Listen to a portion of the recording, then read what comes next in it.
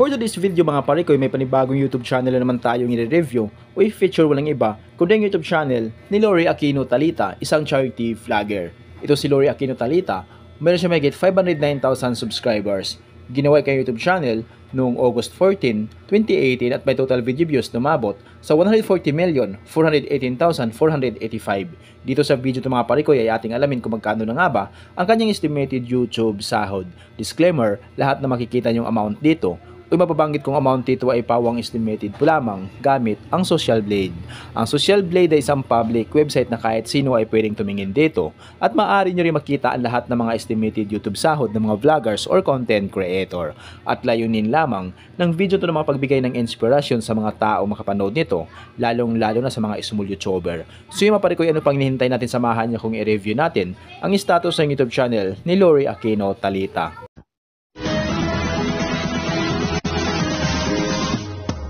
So yun mga pare ko, dito tayo ngayon sa official YouTube channel ni Lori Aquino Talita dito sa Social Blade. So mayroon na siyang 3,067 uploads na video. At yung kanyang subscribers ay umabot na sa 509,000 subscribers. At mayroon siya total video views na umabot sa 140,418,485. Country, Philippines. Channel type, people.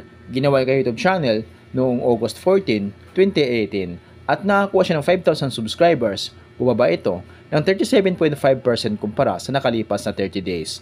At dito naman sa kanyang video views, nakakuha siya mahigit 3.2 million. Bumaba rin ito ng 13.4% kumpara sa nakalipas na 30 days. So yun mga parikoy, dito naman tayo ngayon sa YouTube style summary ni Lori Aquino Talita. Simula noong November 23 hanggang December 6, 2024, dito natin makikita yung mga nadagdag niyang subscribers, video views, at yung kanya naman estimated earnings. Yung titignan natin dito mga parikoy ay yung kanyang daily average. So sa kanyang daily average, mayroon siyang $27 at yung highest naman ay umabot sa $439. I-convert natin sa piso. Simula natin pag-convert sa lowest na mayroon siyang $27 i-times natin sa 58 ay mayroon siyang 1,566 pesos na posible ang kitain sa loob ng isang araw. At kumabot naman yung highest, tumabot sa $439 i-times natin sa 58 ay mayroon siyang 25,462 pesos na posible ang kitain sa loob ng isang araw. So yung mga parikoy, dito naman tayo ngayon sa kanyang estimated monthly earnings. So disclaimer po lamang mga parikoy, ang video na ito ay layunin lamang na makapagbigay ng inspirasyon sa mga taong makapanood nito, lalong-lalo na sa mga small YouTuber. Lahat na makikita yung amount dito o mababanggit kong amount dito ay pawang estimated po lamang gamit ang Social Blade. Ang Social Blade ay isang public website na kahit sino ay pwedeng tumingin dito at maaari nyo rin makita ang lahat ng mga estimated YouTube sahod ng mga vloggers or content creator. So yung mapare ko dito sa kanyang estimated monthly earnings ni Lori Aquino Talita, mayroon siyang $823 sa lowest at yung highest naman ay umabot sa $13,200. So i-convert natin sa piso.